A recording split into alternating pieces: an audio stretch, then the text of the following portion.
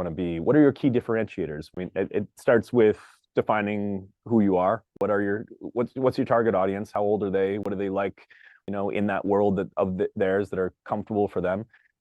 What are your goals? What do you want to be? What do maybe what you are right now isn't actually what your goal is. So, maybe you got to like look at your branding and it needs to have range. So maybe you don't want to paint yourself into a corner by saying I'm this one thing using a certain image that really is very specifically associated with a certain demographic.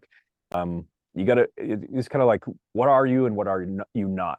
And if you can define kind of general parameters, you don't have to really be too specific. You just create like a little bit of a box for you to play within. You want to be, what are your key differentiators? And I think that is probably really good place to start is who else? But contrast, I find that is one of the biggest things. You want contrast. You want to stand out. How do you stand out in a crowd? Like, what makes you a little bit? Why are people going to come to your gym as opposed to somebody else's? How are you going to differentiate it now? So how are you going to communicate that differentiation immediately?